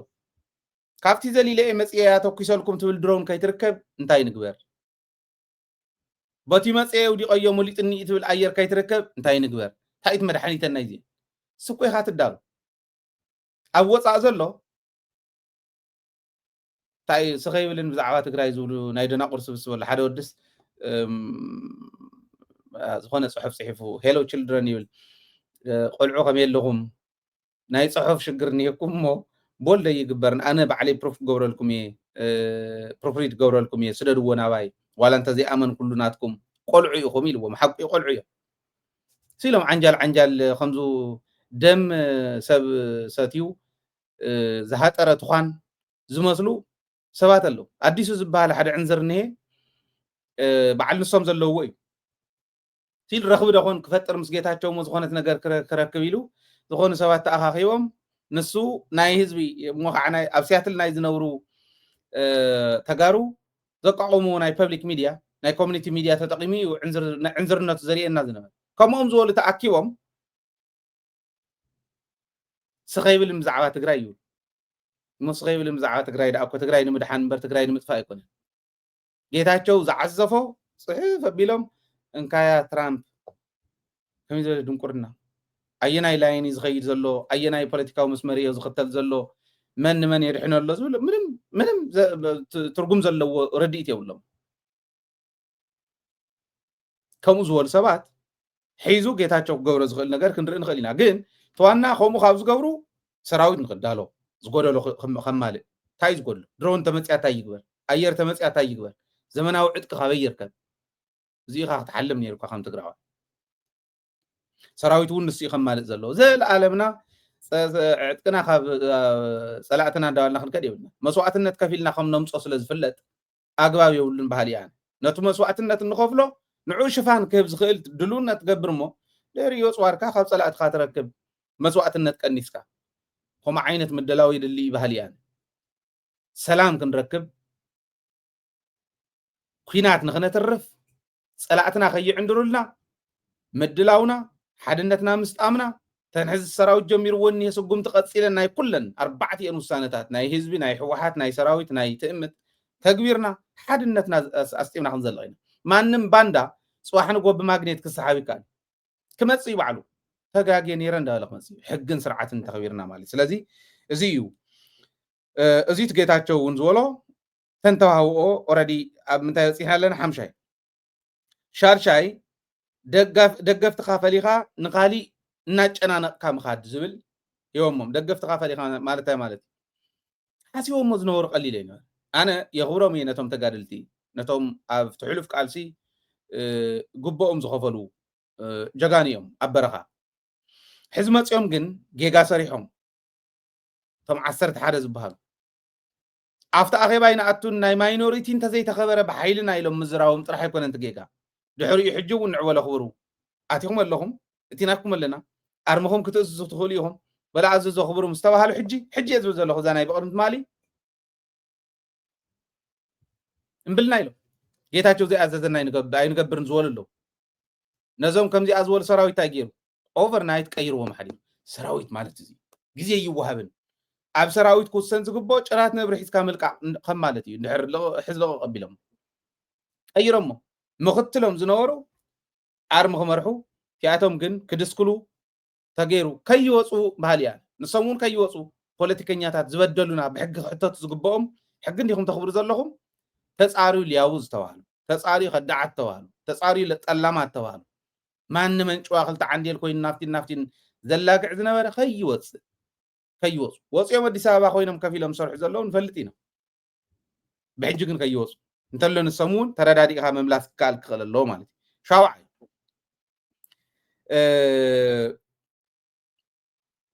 ዘመቻ ንኤርትራ ናብ ኤርትራ ንገብሮ ዘመተ ይብሉ እዚ ኢትዮጵያ ዝሃብዎም እዩ ንገብሮ ዘመተ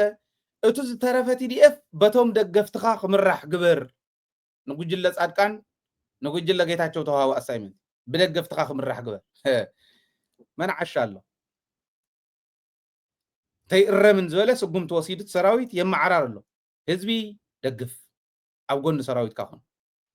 ተሞይን ማዓራርን ዝበሉ ነታ ጌጾ መንገዲ ተኸቲልና ኢና ንኸድ ዝበለ ውሪድዎም ኣሎ ሰራዊት የዒሲ ክበሃል ዘሎ ከም ዝበለ ናይ ሰራዊት ውሳነ ይኽድነቕ ዘለዎ ህዝቢ ክድንቆ ዘለዎ እዩ ዝብላ ደገን ውሽጥን ዘሎ ህዝቢ ትግራይ ፈሊጦሞም ተረዲኦም እዚኣ ስለ ዝኾነት ውሳነ ሻምናይ ናብ ትግራይ እናኣቱ ሻዕብያ ናብ ትግራይ ስለ ዝኣተወ እምበር ትግራይ ክንወርር ከም ዘይኮነ ህዝቢ ክትእምኑ ክትክእሉ ኣለኩም ተባሂሉ ሻዕብያ ደኣ እሞ መሬት ትግራይ ሕዝዲ ወሪሩ ሻዕብያ ደኣ እሞ ንህዝቢ ትግራይ ሕዝዲ ጨፍጭፍዎ بسرس نشعبية من دي عديمو بعلم عديمو مزقتووس سلازعته خنوص اينا اللي كان حزب تግራይ مسكا خطت خميز ولا حزب خون كل اخا خمس غير كاتتالو كميز ولا خون كل بخمس عينت كتالل زخل زينا احنا من زلنا شمونت دنغيركم احنا نتالل لب انت حليوم شعبية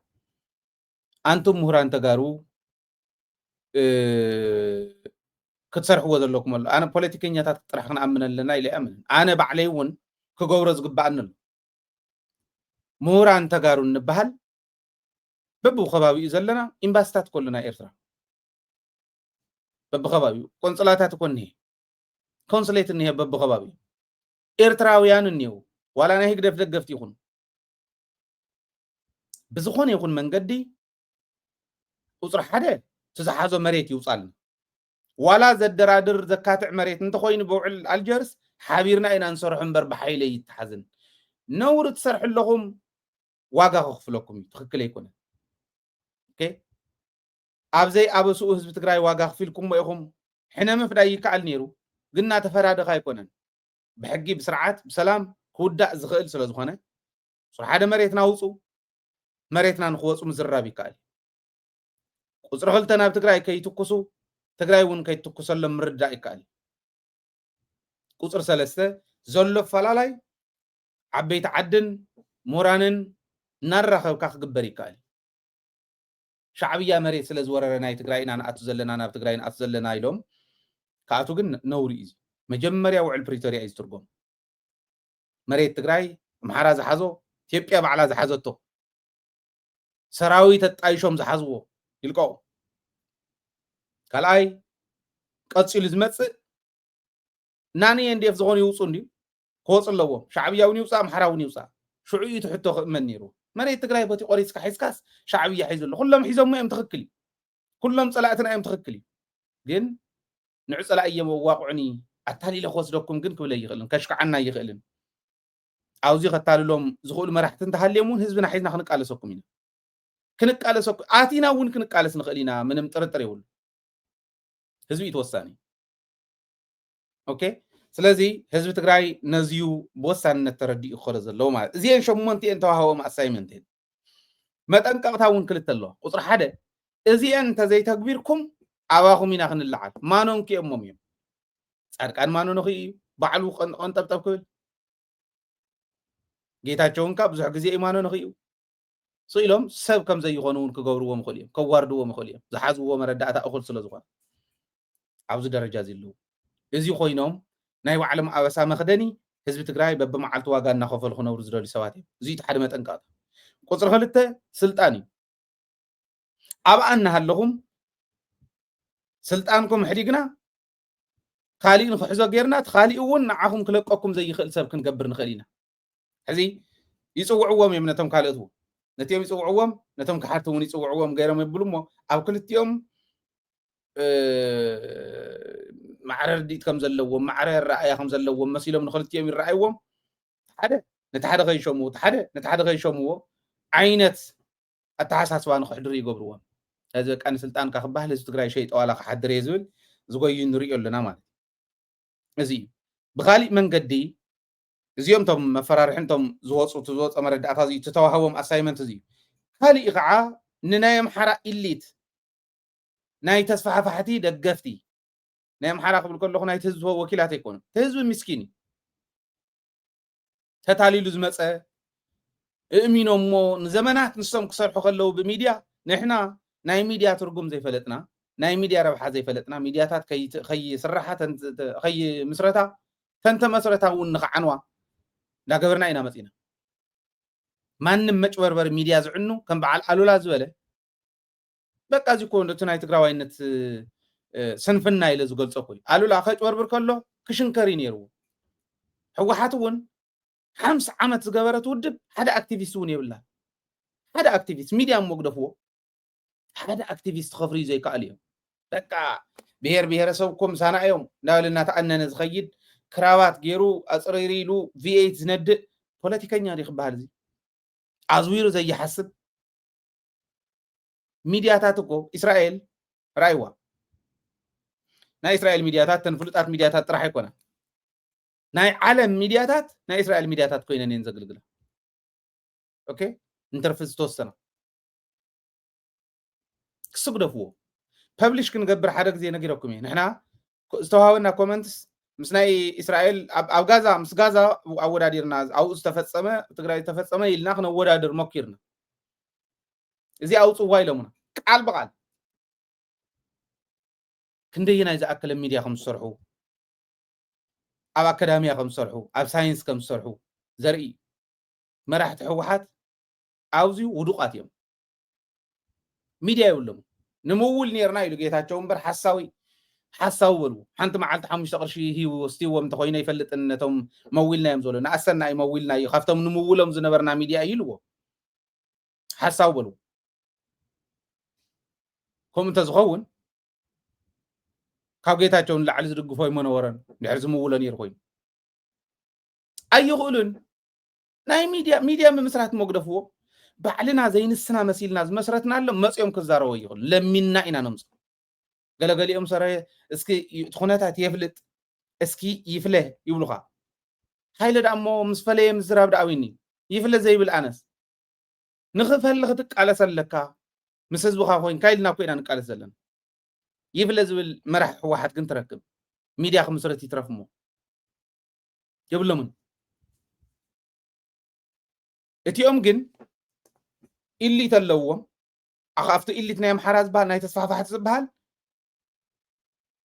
ሚድያ ዝመስረት ኣሎ ሚድኦም እውን ተደጋጊፎም ሒዞሞ እዮም ዝኸዱ ከምቱ ሓደ ደናቁር ንደደቢት ምዕፀዎ ኢሎም እሞ ከዓ ኣብ ሶሻል ሚድያ እዮም ዝልጥፍዎ ታሪክ ዝተሓዘ ይመስሎሞ ከም ዘለ ደንቆረ የለ ከምዚ ዝኽየ ዘሎ ሕዝቲ ኢሊት በቲ ካሊእ መንገዲ ከዓ ኢትዮጵያ እንታይ ገይራ ኣላ ተስፋሕፋሕቲ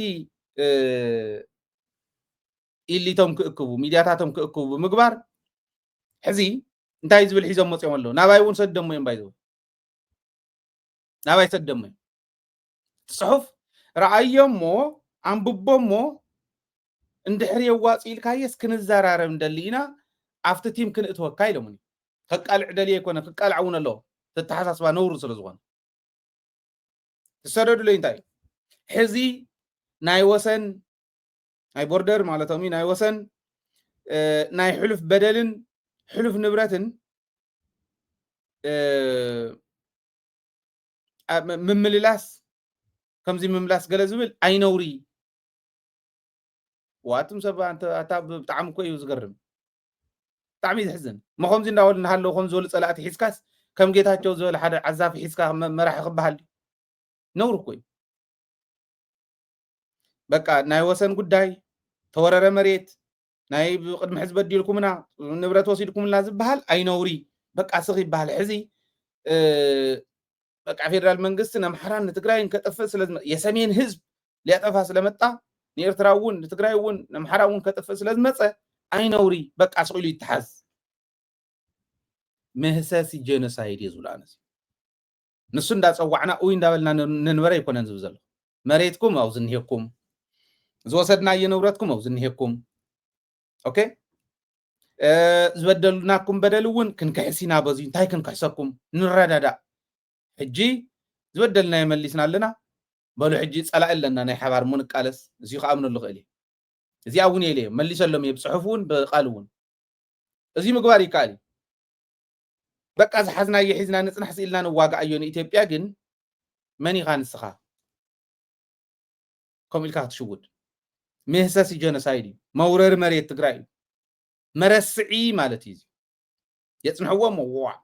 10 ገለ ዓመት ዝጸናሕናሉ መው ተወለዱ ሰባት ጎቢዞም ሕዚ ደኣ ማሕበርካ ይንበር ንዕሱ ኢልኩም ተሓወሱ ንሕና ግን ነመሓድሮ ኢሎም ጽዋሕ ንጎ ከዓ ኩናት ናታቶም ክትኣሊ ኣብ ዝተሓወስካሉ ኣብኡ ምስ ተወዳእኻ ናወዳንኻ ክብሉኻ ማለት ናይ ወሰንን ንብረትን ጉዳይ ኣብ መንጎ ትግራይን ኣምሓራን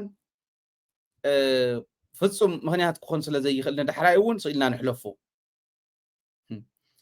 ካሊእ ግዜ ሰላም ምስተረኸበ ሰላም ክንረክብ ከለና ክንገብሮ ኢና እዚዩ ናይ ሰሊጥ ፖለቲካ ናይ ግዛዕ ፖለቲካ ዝበሃል ይትረፈና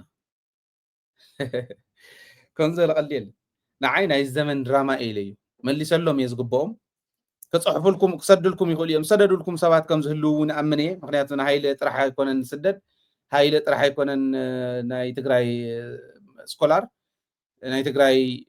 ምሁራን ብዙሓት እዮም ሰደዱልኩም ክህልው እዮም ብእምነተይ ንህዝቢ ትግራይ መሰረት ጌርኩም ዋና ቀይሕ መስመርኩም ህዝቢ ትግራይን ጌርኩም ከም ትምልስሎም እተኣማመን እየ ከምኡ ክትምልስሎም እውን ላቦ ቀሊ እዩ እንታይ ግን ክንገብር ንኽእል ሕጂ ግዜ እዩ ኣነ ከምኡ እየ ዝብል ሕጂ ግዜና እያ ኢትዮጵያ ኣብ ኩለን ክልላታ ሓዊ ዝባርዕ ኣለዋ ልቢ ዘለዎም መራሕቲ ኣይኮኑን ተሓወጥ ፊኦም ናይ ትግራይ ክሒሶም ንትግራይ ሕቶ ኣመሊሶም ኣይኮነን ዝኸድ ዘለዉ ሕጂ እውን ሓዊ ንኽብልዑ እዮም ዝኸድ ዘለዉ ንኤርትራ ምሲሎም ንትግራይ ክወቕዑ ኤርትራ ናይ ባዕላ ትመልስ ትግራይ ናይ ባዕላ ትዳሎ መሬታ ተምልስ ሙሉእ ብሙሉእ መሬታ ተምልስ ዋና ስራሕና መጀመርያ ውሽጥኻ ኢኻ ተፅሪ እታ ሰራዊት ሒዝዋ ዘሎ ማለት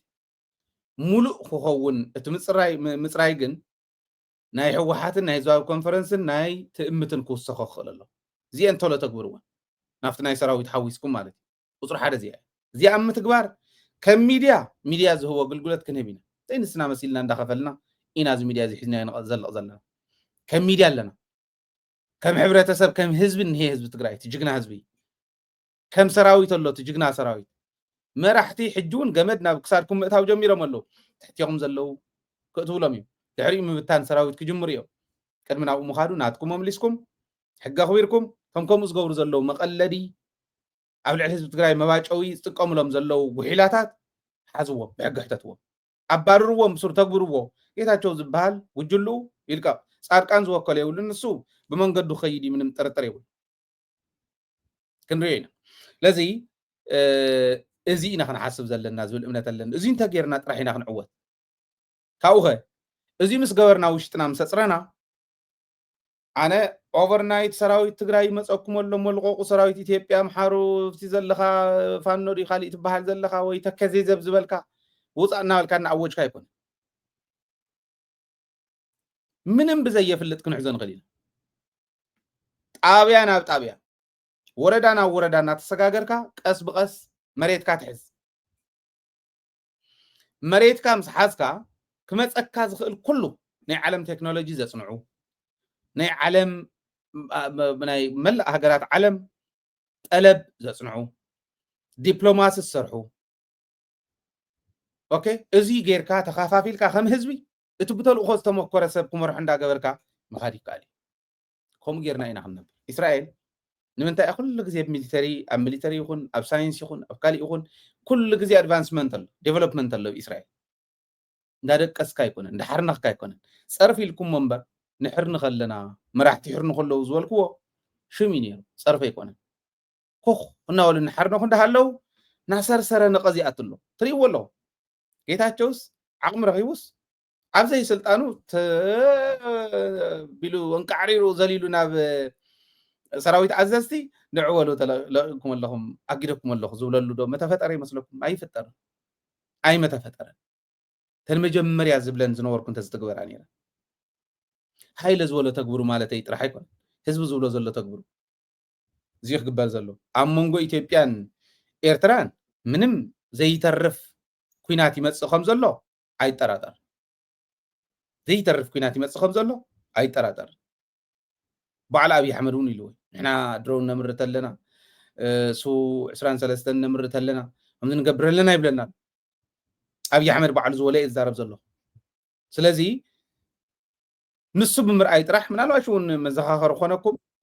እንደ ትናንትናው አንገዛም እዚሁ ምናመርተው እንደ ትናንትና በቁጥር አንያዝም ማባዛት እንችላለን እና በቂ ሰው አለን ቴክኖሎጂ አለን ሀገራችን ለመጠበቅ የሚያስችል ከፍተኛ ብቃት ያለን መሆኑን የሚያረጋግጥ ነው ለመላው ኢትዮጵያውያን እንኳን ደስ ያላችሁ የምንናገረው ለመስራት ነው የምንናገረው ለውጤት ነው ከዚህ ቀደም ስንናገር ተረት ይመስል ነበር ዛሬ ግን የጨበጥነው እውነት ነውና በእያንዳንዱ ሴክተር ራይዎ እዚሁ ምንም ዘስግእ ነገር አይኮነ ዚሪ ይሰግእ ሰብ ከይህሉ ኢለ ኃይለ ስላሴውን ተረቢሎም ናይ ሚሊተሪ በቃ ከምዝበለ ካብ እንግሊዝ ዘምጻኽዎ ኢሎም የርኢ ነይሮም ቀዳማይ ወያነ ክወቅዑ ከለው ሰልፊ ይግበር ነይሩ ከሪኦኩም ያለኒ መረዳእታ ከምጻልኩም እየ ብዝቕፅል መደብ ደርግ እውን ከምኡ ገይሩ የርኢ ነይሩ ትብናልካ በቃ ሰሊፉ ሰራዊት ማለት ዝደፈረ ይመስል በአየር የለ በመኪና በግዛዕ በታሕቲ በእግረኛ የለ ኻል ሕምሽኽ ደቢሎሞ ኣብይ ኣሕመድ እውን ከም ኣይርኤና ነይሩ ተሓምሽኹ ዶ ድሮውን ክትመጽእ ከላ ፀረ ድሮውን እኮ ምባል እዩ ምፍራይ ካሊእ ተኣምር የብሉ ንዓና ከይመጽእ ዝብል ዘሎ ኢትዮጵያ ከምኡ ጌራ ዓርሳ ተሓሎ ይተሓሉ ኣይግድሰናን ንሕና ግን ካብ ጎረቤትና ዝሓለፈት እንታይ ኣለትና ስፍሪ ናርኣኻ እዩ ትኽየድ ማለት እዚና ክንሓስብ ዘለና ስለዚ ብዋናነት ሰራዊት ትግራይ ሰራዊት ኢትዮጵያ ይእቶ ኢሉ ምጽዋዕ ዝተረፈተ ጌታቸው ረዳ ክጽውዕ ከም ዝኽእል ኣይጠራጠርን ህዝቢ ትግራይ እምነቱ ፀረዚ ከም ዝኸውን እውን ኣይጠራጠርን ኢሎሞ እዮም ኣብሽረው ዶብና ናይ ፌደራል ሰራዊት ናብ ቦርደር ይምጻ ኢልኩም ታይምቲ ክመጽእ ዋላ ነርክቦም ብእምንን ብደንጎላን ኤግዛክትሊ ሳንጃ ክንቆትሎም ኢና ይቅርና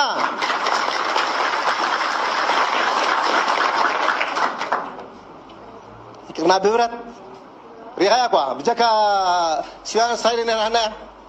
ኣብ ወፍራ ኣለና ኮይና ማሪኽና ነባር ዝበሃል ሰራዊት ማሪኽና ዝዓጠቕና ብቕልፅምና ሕዚ እውን ማንም ጀኖሳይድ ዝፈጠረና ህዝቢ ይቅርና ነውሶም ክዳኖም ክሪኦም ኣይንኽእልን ክዳኖም ምስሩ ህዝብናማ ኣዴታትናማ ክዳኖም ወታደሩ ክዳን ክሪኦም ኣይንደልን ህዝቢ ትግራይ እዚ ፎትዮ ይኮነን ጨፍጭፎም እዮም ቀቲሎም እዮም ጀኖሳይድ ፈጺሞም እዮም ክንሪኦም ኣይንደልን ብረት ሒዝና ይትረፍ ሰራዊት ሓሊና ይትረፍ እሞ ኣብ ዘይብልና እውን ብዘላትና ክንቃለሶም ኢና ማለት እዩ ካሊእ ተኣምር ይሁን ኣይንደልዮምን ሳቶም እውን ኣሚኖም ንትግራይ ክመፁ የብሎምን ኣይንደልን ጨፍጭፎምና እዮም ንሳ ንምጽዋዕ ዝተረፈተ ኩለን ካርድታቱ ዝወድአ ጌታቸው ረዳ ካልእ ነገር እንተይፈፀመ ኣፍጥንዎ ሰራዊት ትግራይ ዝብል መልእኽቲ ኣለኒ